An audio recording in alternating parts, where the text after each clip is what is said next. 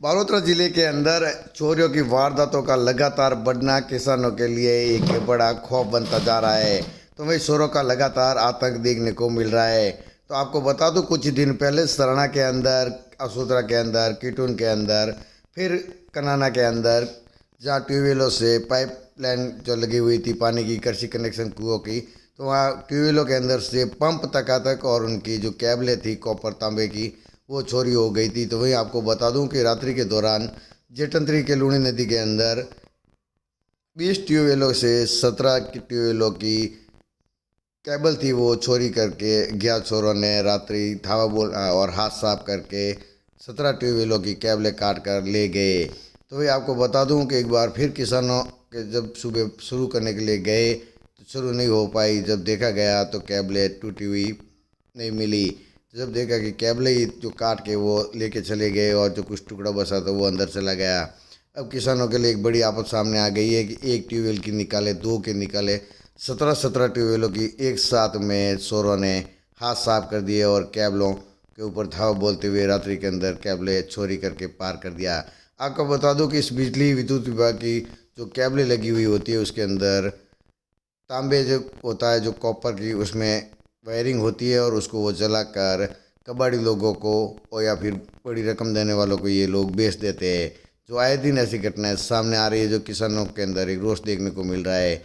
आखिरकार पुलिस के हाथ जो खाली है, उन चोरों तक, गिरबान तक कब पहुंचते हैं, कब हो गए इस मामले को लेकर खुलासा, किसानों को ये एक उम्मीद बसी हुई है कि आखिर के हम नहीं कितनी बार लाएंगे। हर वर्ष ये चोरी की वारदातें कंटिन्यू लगातार चल रही है, जिसको लेकर बड़ी किसानों के लिए परेशानी बनी हुई है।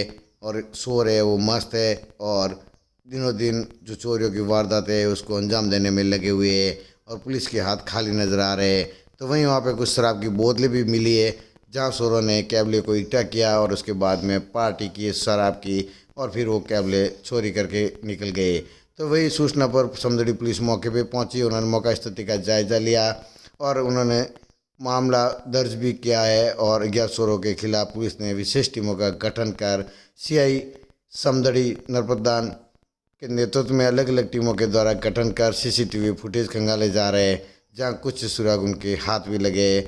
मगर अब गिरबान तक पहुंचने में पुलिस को जरूर सफलता मिलेगी, जिसको लेकर किसानों को इंतज़ार है कि आखिर चोर कौन थे और इतना बड़ा वारदात को अंजाम दे दिया। जो 17 ट्यूबवेलों की कनेक्शन थे, उसकी कृषि कनेक्शन कुएँ की, उनसे केबलें चोरी करके वो रात्रि के दौरान हाथ साफ कर दिए। तब देखते हैं कि पुलिस कब इसका खुलासा करती है, जिसको लेकर किसानों को उम्मीद है कि ज़रूर पुलिस इस मामले को कर जल्द खुलासा करेगी।